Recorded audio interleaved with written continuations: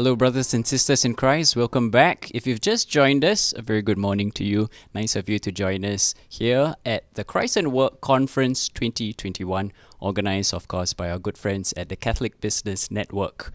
Okay, it's time now for our second panel discussion for the conference.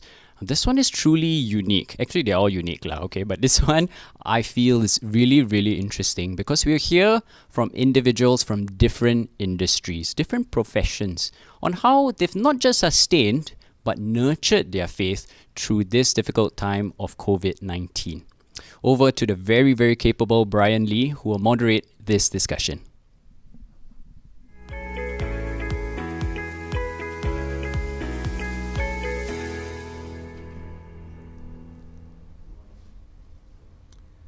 Hi, I'm Brian Lee, the founder and director of Be the Voice Academy, a specialized training center that focuses on helping people present better and honing their presentation skills using the voice as the most powerful tool for effective communication. Now, today I am your moderator for this panel discussion, and in line with the theme of our conference, Ignite Faith at Work, our panel will discuss how we can all nurture our faith through difficult times. Now, COVID-19 has been a game changer for many people, many companies, and industries. And that is why in this discussion, we have panelists from a wide range of industries, all of whom have in one way or another experienced Christ at work. Experienced Christ in the people they've encountered, and experienced Christ in the most unexpected ways. Now, before we begin, all our panelists will be introducing themselves and just spend about a minute each to share with everyone about who they are, what they do. So first of all, let me call upon Kathy. Hello, Brian. Good morning, brothers and sisters in Christ.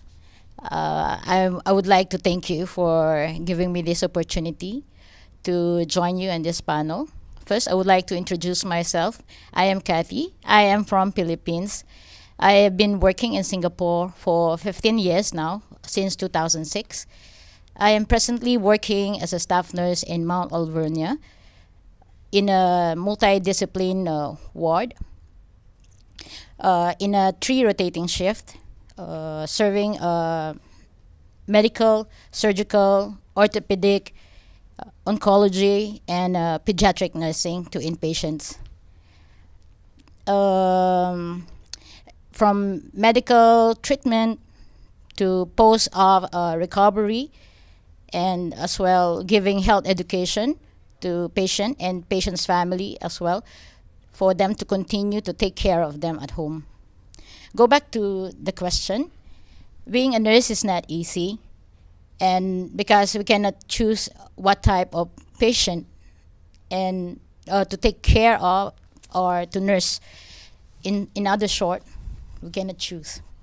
All right, thank you very much, Kathy. We'll come back to you with a question later. But before that, we have Dominic Choi, who's the MD of Hexagon Construction. Hello, brothers and sisters in Christ. I'm Dominic. Hexagon Construction is a local main contractor. We have many colleagues and workers from overseas, mostly from India, Bangladesh, China, ASEAN countries. Construction is not a job that is favored by locals, but for those of us who are in it, we do enjoy the challenges of the projects and also seeing the lasting outcomes, such as our beautiful churches. So being a contractor, we are not strangers to difficulties, but the COVID pandemic has been the most challenging time ever, and this is coming from the elders in my industry. So thank you for having me here today, and I'll try my best at sharing. All right, thank you very, very much, Dominic. Next, we have from the Catholic Social Workers Guild, we have Heidi. Hi, thanks, Brian. Good morning, everybody. I'm Heidi. I'm working as a medical social worker in a public hospital in Singapore. I work primarily with patients and their family members on matters related to care, discharge planning, biopsychosocial issues, and also if they have financial issues to be assisted with. All right, thank you very much. Next, we have Robert, also from the Catholic Social Workers Guild. Good morning, everyone. Thank you, Brian. I'm Robert, originally from the US. I've been in Singapore for 18 years. I'm a community social worker working with families and individuals who are facing socio-economic and mental health challenges. Thank you. All right, last but not least, we have the CEO of Far East Hospitality Management, Arthur Keong.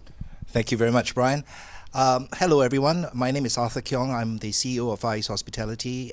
Far East Hospitality is a company manages around over 100 hotels around the world, primarily in Australia, in Singapore, Germany, Japan. In Singapore, we have about 25 properties that over this pandemic, we are supporting the government. Some of our properties are being used for isolation facilities. Other properties, we are catering to Singaporeans who are on staycations. But suffice to say that this pandemic is an incredibly difficult time for all of us in the hospitality business, just like in the construction business and aviation.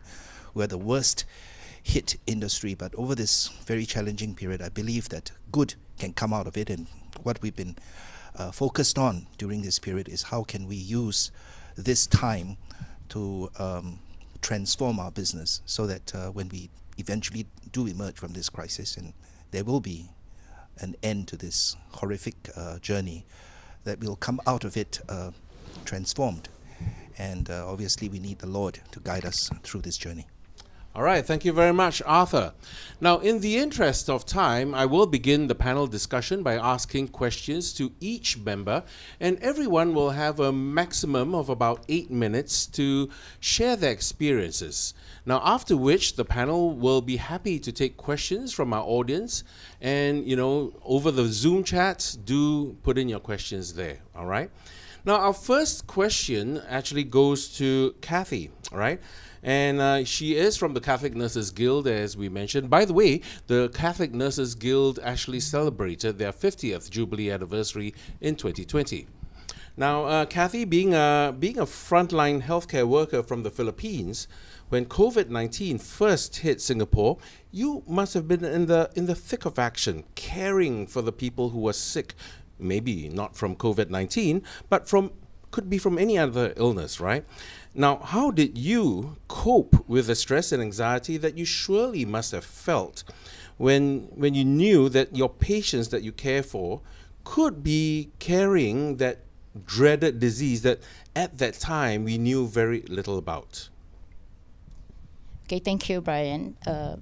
Being a nurse is not easy because we cannot choose who to take care or nurse of. And in short, we cannot choose. But during this pandemic, I remain steadfast. Hence, I continue the same momentum.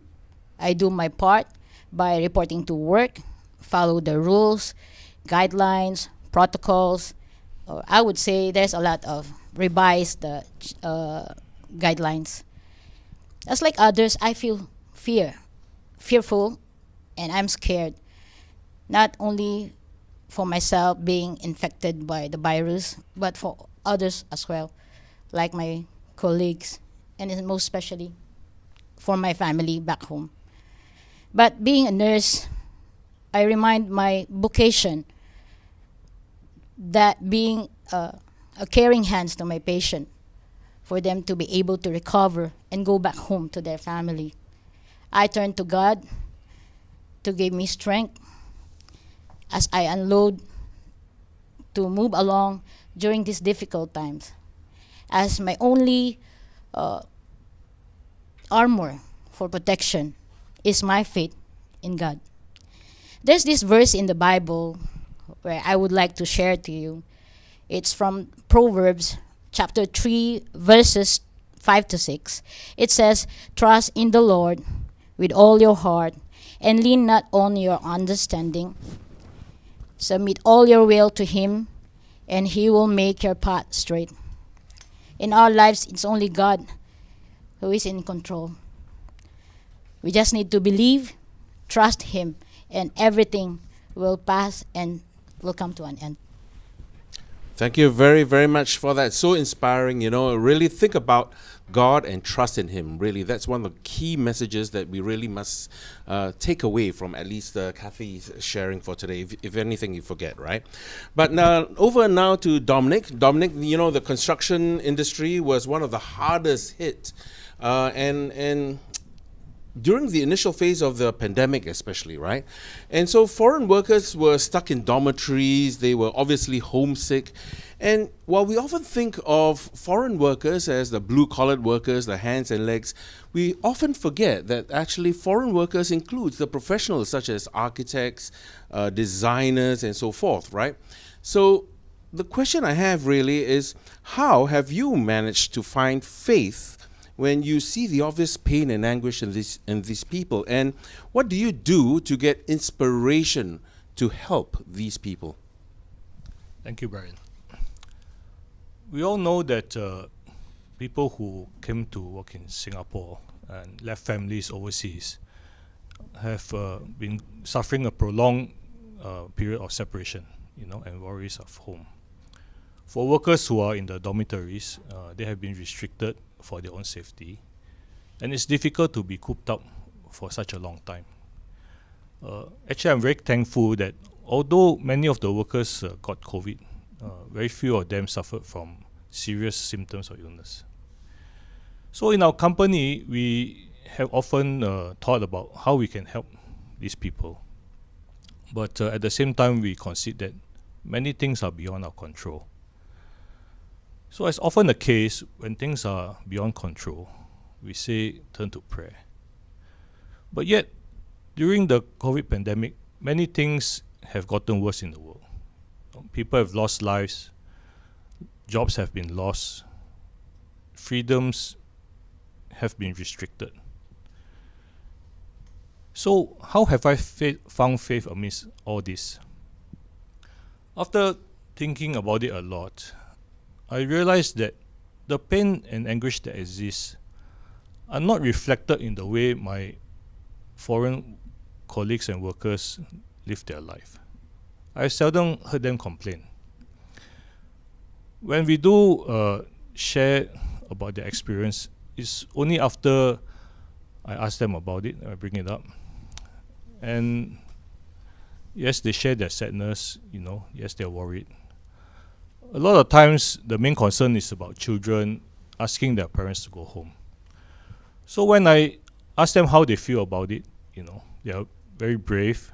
They say that they're keeping in touch frequently with home, giving reassurances, and looking forward to having a reunion soon.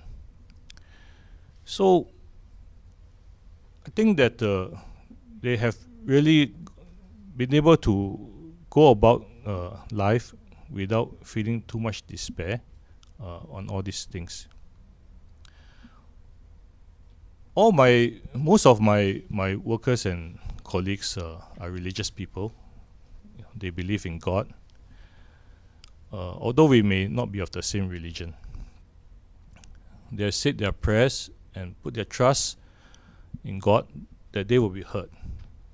And I do believe that God listens to everybody's prayers. So they go about their life after putting their trust, and they have communicated and left everything in God's hands. So I have found faith by witnessing how my workers and colleagues have gone about with their life. In Singapore, in the construction, in the past year, in the real estate and construction industry, there has been a lot of debate about whether the COVID pandemic falls under the legal definition of act of God.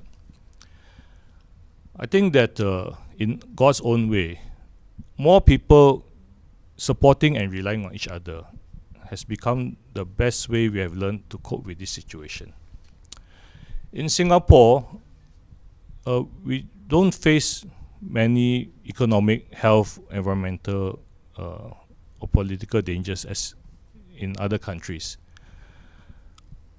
Here, loss of life, loss of jobs, prolonged separation are a genuine cause for pain and anguish. On the other hand, we often hear a lot of complaints, about, restrictions of dining out, missing the annual holiday, which I think we can agree are quite insignificant, but yet really cause a lot of unhappiness among many people. And I recall that Jesus has many teachings warning us against the situation becoming like this if we get too used to worldly comforts. So how have I found inspiration to help all these people? In terms of action, we assign colleagues to get in touch with other colleagues.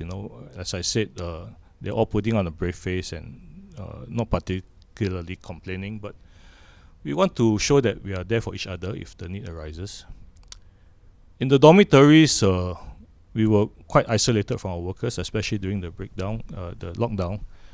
So we also elected some of the senior workers to be the main points of communication with the workers and with us. And the workers kept their spirits up. They were doing exercises. They show us a video, but actually I suspect that they're trying to lift our spirits up. By trying to demonstrate that they're okay. So that was one of the things. Now and then I do send out a letter to the whole team, to recap the things that we have been through in the past months as a team, and try to give some hope of what we may be able to look forward to in the coming months.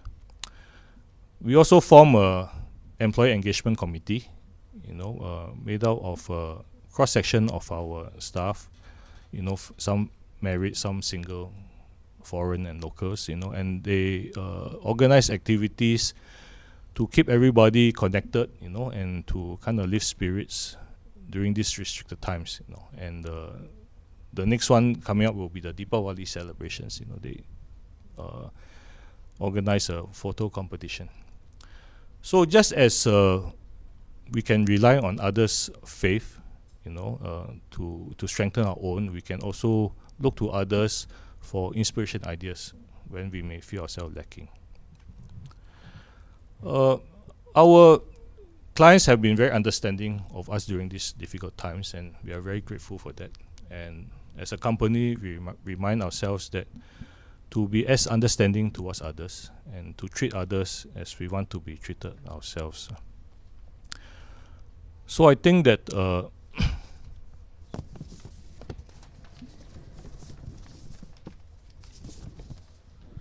my takeaway from all that has happened so far is that we have to learn to live a Christian life and practice our faith by witnessing those who are suffered.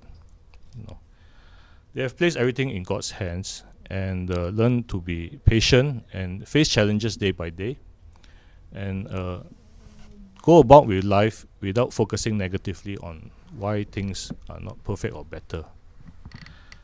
I feel that what's best is to show solidarity with those that are suffering. Let's do our best to help them when we can, for sure. But beyond that, to live life confidently and normally as they do, I think that having things improve after prayer cannot be the only acceptable outcome in our faith. Instead, it should be to accept things as they happen, being part of God's plan. And with this way of living, I think it's the best way that we can go through these tough times together with dignity and with God's children. All right, thank you so much, Dominic. It's really inspiring, and I want to say that when we talk about, I like what you actually said, that an acceptable outcome cannot be the only outcome when we pray. So we must accept the outcome that God gives us. In other words, right? So fantastic sharing. Thank you so much, Dominic. Now the next question I have goes to Heidi. Now Heidi, as you and I, when we were preparing for this panel discussion, you said something that really struck me. When we talk about helping people, we often think about extraordinary people. right? And when we think about extraordinary people doing extraordinary things, now you said that it's actually all about ordinary people doing extraordinary things during extraordinary times. Ordinary people helping each other, putting themselves last. And in actual fact, it is ordinary people who do extraordinary things during these extraordinary times. So perhaps, Heidi, can you share how did you find Christ and how did you nurture your faith during these difficult times? Thanks, Brian. Yeah. So I'm quite inspired by Kathy and Dominic's sharing. It reminds me that, I was once inspired during the SARS period. So for Kathy and Dominic, they're in the midst and the thick of action and during the COVID outbreak where they really have to carry out action plans and to be faced with the risk of infection or the consequences resulting from this COVID outbreak. As for myself, I don't play such a big role, but I do recall being similarly inspired when I was young during the SARS period. It was quite a scary period for most Singaporeans, but I think for myself, even I found it quite exciting then, watching Channel 8 dramas of Fan Wong and Tay Ping Hui being doctors and sacrificing themselves in the line of healthcare, serving the serving SARS patients. So and also reading about the story about a doctor who couldn't meet his family but waved goodbye from his car. So that struck quite a deep chord in my heart, and it stayed there since I was a child. But I didn't really think about I was going to be in this line when I grew up. So just to share a bit, I'm a Catholic convert, but before I was Catholic, I was actually anti-Catholic. So when I was in university, I studied English literature. I'm doing nothing related to what I'm studying, but it's quite a common story. So during those period of times, I was thinking about what am I going to do in future, what career do I want. So I was quite lost, and a friend asked me to join RCIA. So studying English literature, you're taught to be quite critical about texts, and one of the biggest texts in the world would be the Bible. So I was quite critical of the Bible, and taking a line from the Sun Tzu's Art of War, to know the enemy is half the battle won. So I decided to go to RCIA to find out more about this Catholic faith in order to criticize them better. I guess in the end, God won the war, so I became a Catholic. So graduating from university and as not yet baptized Catholic, I decided to, pursue the truth and say, okay, God, since I'm a Catholic, I shall follow you in what they call faith. The first job offer that I received, I will take it up. So unfortunately or fortunately, the first job offer that came was the one I wanted the least. It was working in a humanitarian agency, Habitat for Humanity. So we built houses for those who have suffered from disasters. So people who are living in poverty and conditions like that. And through working in Habitat for Humanity, I also encountered elderly who live in rental flats in Singapore. So it's really witnessing the poverty, the disasters, the kind of conditions they lived in that then paved the way to a calling to social work. So at that period of time, I was studying social work part-time, doing full-time work, and also interning part-time. So it's evidence that God exists, that I actually survived that tough period of time doing all these things. Okay, so after Habitat for Humanity and having a social work degree, I didn't immediately become a social worker. Instead, I think God called me to another place in Japan, where I was for 1.5 years as a missionary, serving those who actually suffered from the 2011 Fukushima disaster. So even though they did not lose their lives, but they lost houses, they lost their livelihoods, and they also do have quite a lot of trauma left from having that very dark period of time. So I wasn't the one suffering from those things, but I accompanied them, I ministered to them, and I witnessed, and I can only hold the light for them when all seems dark. So after I came back from Japan, and that's when I went into the medical line. And again, in this medical line, I'm not the one going through the illness, the suffering, but I witness those who go through this dark times of their own, whether the patients, the caregivers, when they feel guilt that their family members suffering and they cannot do anything, or when they feel guilt even having this resentment towards their loved ones for needing their care, or patients themselves who may be very perfectly healthy one day. Maybe they suffered a stroke and then they lost the use of their limbs. So all these situations are quite painful to go through. And I'm reminded of, I'm not the one crucified on the cross, but I have to be the one like Mary and John, just witnessing that suffering, and I can't do much but offering up my prayers with them. So through that, even though I wanted to be a hero when I was young and sacrifice myself in martyrdom, maybe in the line of COVID work, which reminds me of my foundress. I'm part of the secular Carmelites. So my foundress, Saint Teresa of Avila, when she was young, she convinced her brother to go off fighting a holy war, but she was only 7 then, so they were caught by their uncle and have to be sent back.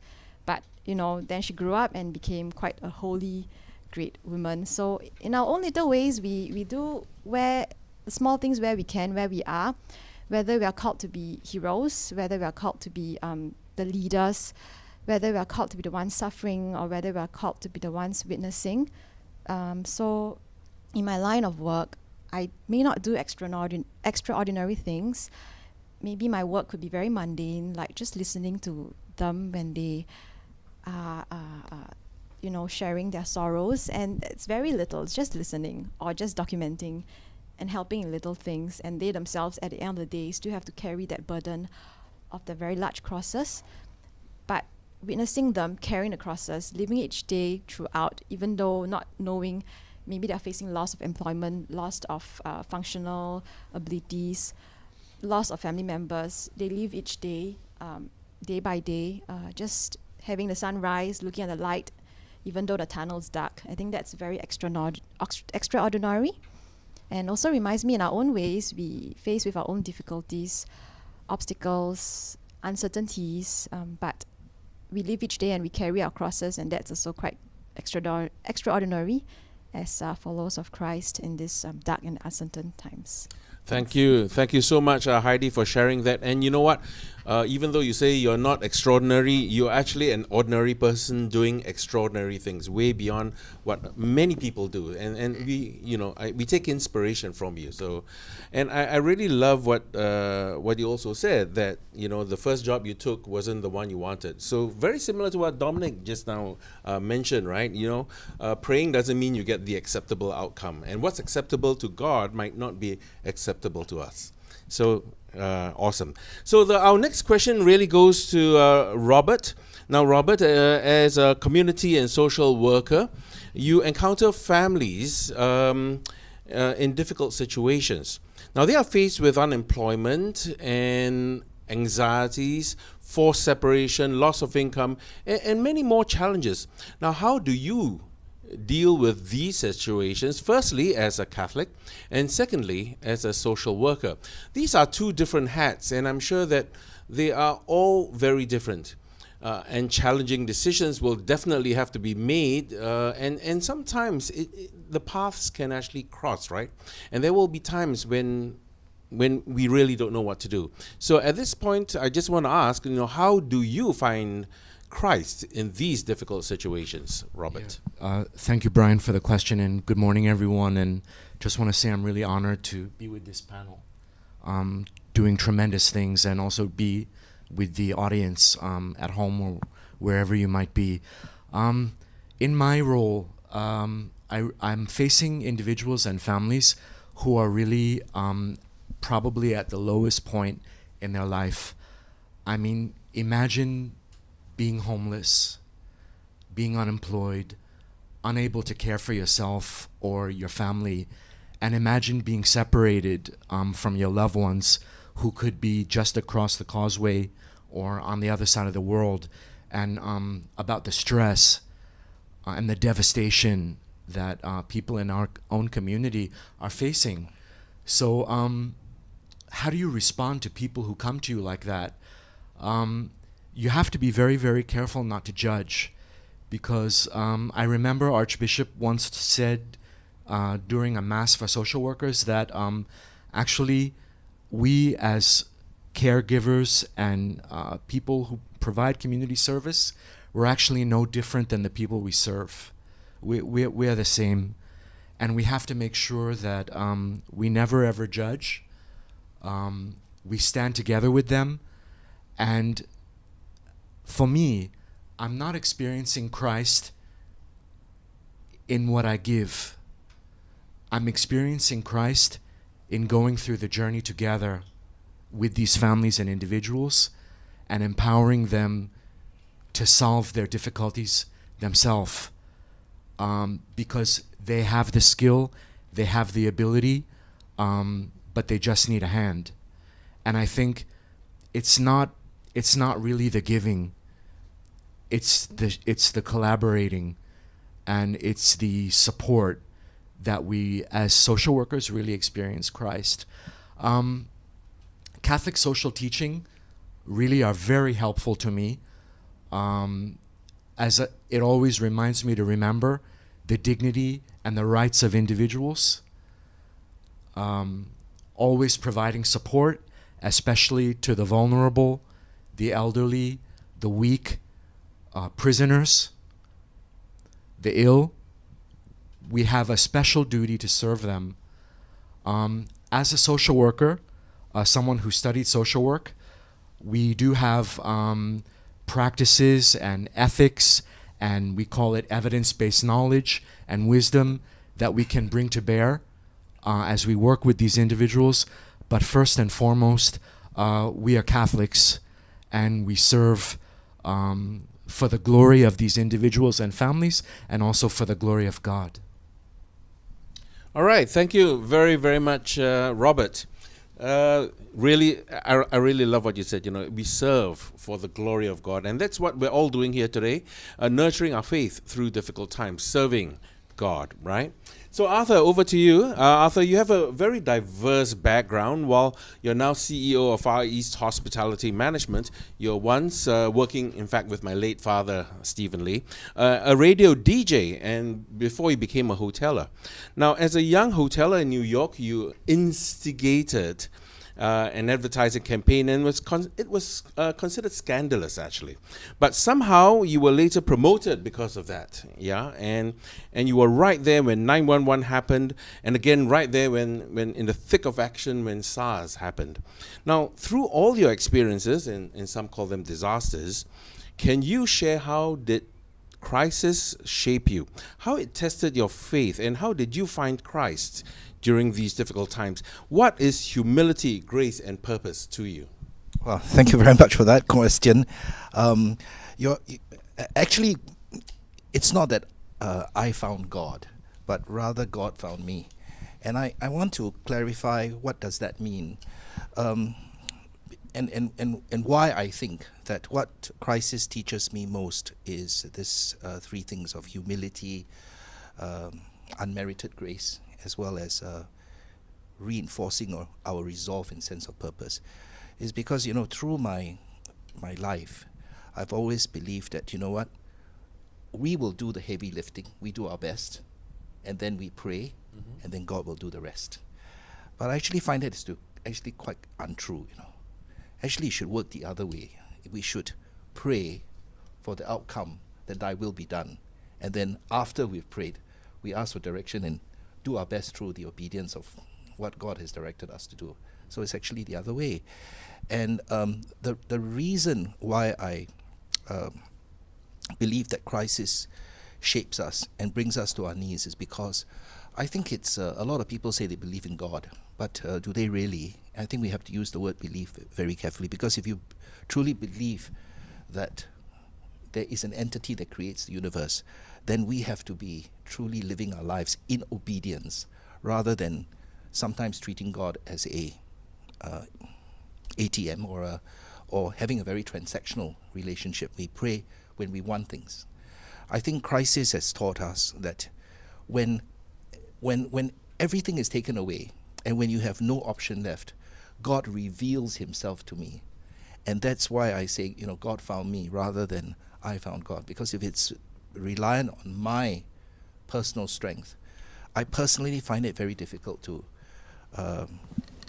firstly believe in God. I find that to be incredibly difficult, because you can't believe in something you can't see.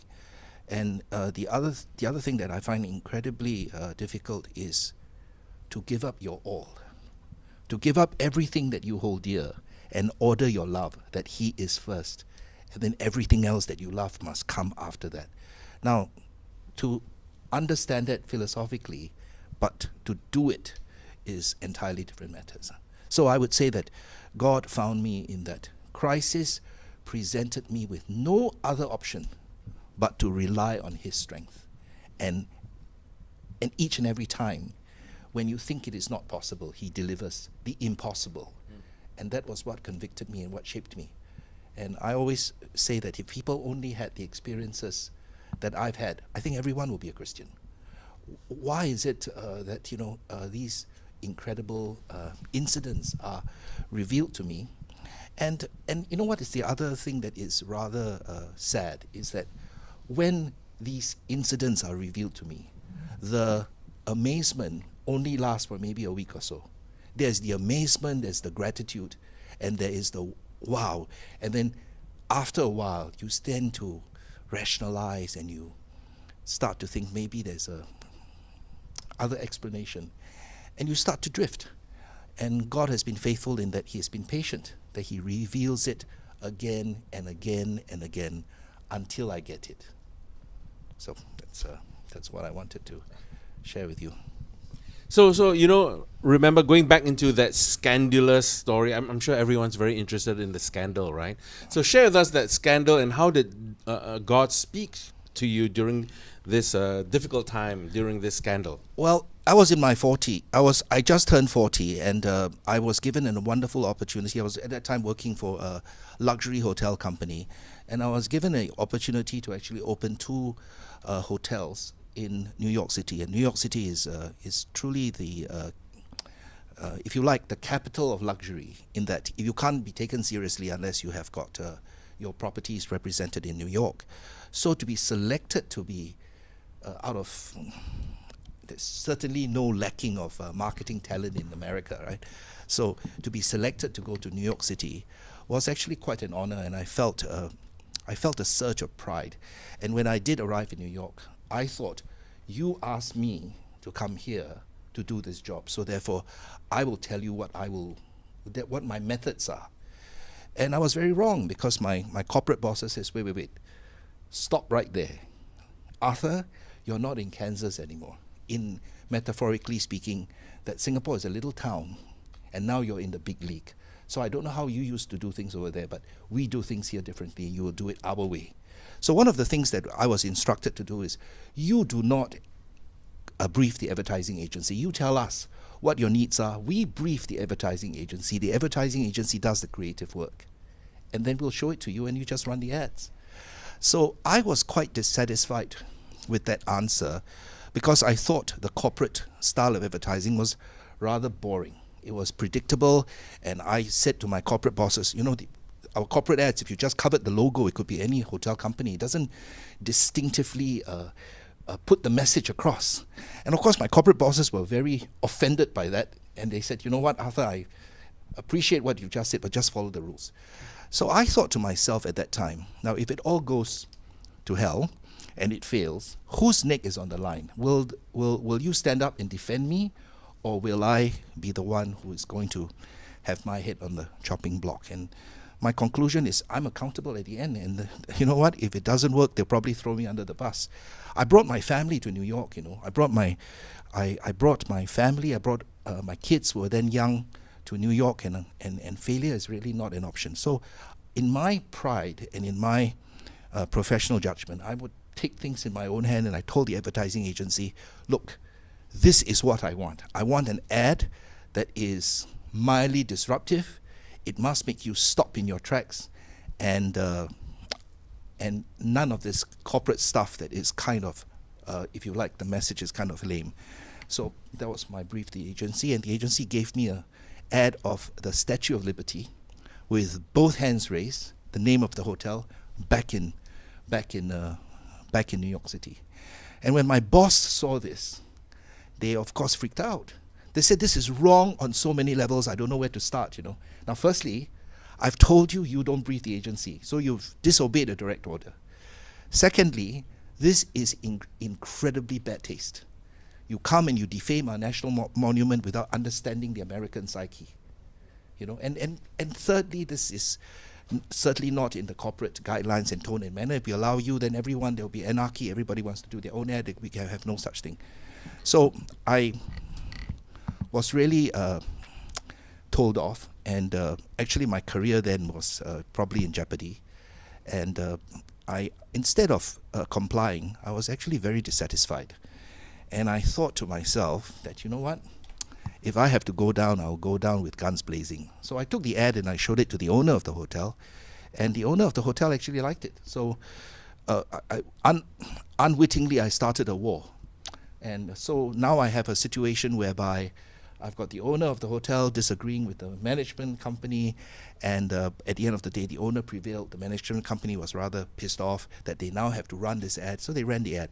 The ad ran for not even a month when 9/11 occurred. Osama bin Laden decided to fly planes into the World Trade Center, and of course, New York was completely devastated by the incident. And here you have an ad with the Statue of Liberty celebrating when everyone is down in the dumps, was in incredibly bad taste. And they pull the ad and they say, Arthur, now do you see why this is really, really a bad idea?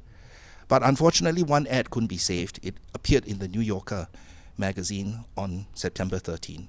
And our corporate office, the switchboard lit up like a Christmas tree. People wanted to speak to the president. They wanted to speak to whoever is in charge. And unanimously they said, your ad is just brilliant. How could you have thought of coming up with such an ad to show that, you know what, we Americans, we New Yorkers will not be cowed, that we will stand defiant in the face of terrorism, we would fight for justice. And we had letters from the American generals who were at that time deployed overseas. It says, your ad hangs on our command post because it reminds us liberty and freedom is the reason for what we are fighting for. And instead of it turning out really badly, it turned out really well for me. And as a result, actually, I got promoted. But what is humbling to me is God took my pride, and He took the things that I did, which was very wrong. But in His infinite wisdom, He has graciously weaved it and signaled to me that when you think that all is lost and everything is dark, you never know what He has in store for you. Such an inspiring story, isn't it? It's really, really, you know, like we say, we always think we know better, but, you know, we know that God knows better. And it's always God that finds us. You notice, you know, ladies and gentlemen, guys, panelists, that in today's conversation, we seem to be gravitating towards one thing. We pray and we expect an answer, but in actual fact, it is God who finds us, God who gives us the answers. And it's not always the answers that we want, right? So I have another question for Heidi. You know, Heidi, you talked about the Hebi Hiam, right? And you said that you had this personal lockdown and your personal lockdown, or your own version of a circuit breaker, in fact. So could you share more about this, and how did it help you to discover what God was saying to you and how God was calling you? Okay, thanks for the sharing, Arthur. In the light of a sharing, mine is very small. So I'm Heidi, but my parents call me Heidi, and in school they all changed the name to Hebi, which means shrimp, or small little prawn in the midst of this big ocean. So I've always felt that like a prawn, a shrimp, in the midst of very, very big things like movers and shakers of the world. So there is this particular species of prawn in the Sea of Galilee. It's actually blind. As you can see the picture there, it's white and blind. So it is only present in the Sea of Galilee, and knowing about the existence of this prawn makes me feel very validated, because I feel like a prawn like that. I'm blind faith, small, but I survive in that sea where the disciples fished. So in those times, in the Sea of Galilee, fishermen ply their trade, and it's a big sea. At night when there are storms, it's quite scary. So there's this very famous story in the Bible where, you know, the disciples cried out to Jesus to save them in the midst of that storm. And sometimes I do feel like that like a little shrimp, afraid. So you see that little boat in the midst of the sea, and when a storm arrives, it doesn't do much to save you. So sometimes I feel like that when there's a lot of events in the world, COVID outbreaks, loss of employment, I don't know what to do. So before I came to my present job, I had a period of 6 months of not working, unemployment, because I did not know where to go next for my career. And in those 6 months, having no direction to go, it's quite painful. You don't know what your identity is when you do not have a job.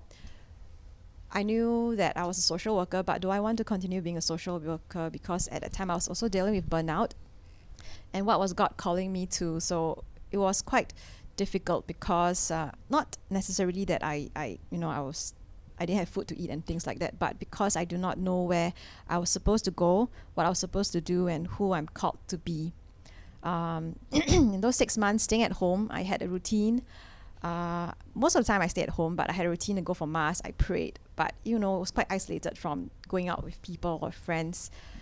They all had places to go, things to do, and I don't. So the day I found a job, so the job I found it by casting out my net into the sea and said, this is the job. I just cast it. Whoever offers me the job first, I'll take it. So it's the second time round it happened, and then yes, the job found me. So on the day I started my job was the day the COVID circuit breaker started, and I felt exiting my 6 months lockdown, and then everyone else went to lockdown. But having that lockdown of my own, you marinate in that darkness, you marinate in clinging on to God and asking Him every day for an answer. There's no answer until a slow calling, a slow conviction in your heart, and then you think it's not a definite yes, but let me pursue it. If it happens along the way, this conviction builds and grow, and you're called to it. So we have our own lockdown, we have the whole world, we have this circuit breaker, we have this pause, and in this pause, you can be uncertain, you can be in darkness, you can feel very lost, but it's also the time to ask for answers, to ask the questions, and with the questions you ask, it solidifies the answer you eventually get. So I think lockdown can be precious in that own way. Yep, I've exited my lockdown, I think. Congratulations, and you're doing so well. Beautiful. Thank you so much for that sharing. I want to ask Kathy. Kathy, Singapore went quickly into circuit breaker last year, and not just Singapore, but in fact the entire world, right? And I'm sure you must have felt that pain of separation from your daughter, who was 10 years old then. And in fact, you've not been able to physically hold her in your arms, comfort her through all the difficult times during this pandemic. And I just want to ask, how have you coped with this separation anxiety? How have you coped with from being apart from someone that's obviously so close to you? Thank you, Brian. When the government imposed the circuit breaker last year, I was terribly sad because I knew I'm not going to be able to go back home and see my daughter again. But then, being in a situation that we don't know when it ends, we really don't know where to go to and who to rely on. It's just only God we can go on to and just pray. It's just like what happened to my colleague. I'll just share. It was last year when her husband became seriously ill, and the time the travel was banned. So, but thank God, through the help of my friends, colleagues, and with the help of support of our company, she managed to go back home and be with her husband. Being away from home is not easy. Working away from home is not easy because we need inspiration. We need our family to inspire us to go, to motivate us to work every day. But thank God we have this advanced technology. I use this in a way through video calls, voice calls. It keeps me connected with my family. But although it's it's totally different and way much better than being on a voice call or a video chat. But somehow it helps me to cope from separation anxiety. All right, thank you so much for sharing that. I think it must be very heavy, very difficult to share, but I think you are providing inspiration to the people out there. So don't be in despair. And what Kathy has said is always about faith and having faith, right? So Robert, I just want to ask, you deal with families all the time, and as we mentioned, there are all these difficult situations that they're in. So Robert, how do you actually deal with families taking out their anger on you during these pandemic times? Yeah, thanks for the question. As Heidi alluded to, and I'm sure Kathy also experiences, there's the phenomenon that of burnout, and the job is actually very, very difficult. Sometimes as the important person in these distressed families' lives, whether we are social workers or nurses or bosses, if our beneficiaries, our clients, our employees feel close to us, sometimes they're going to give it to us in terms of distress or emotion, because simply we're the only people they have.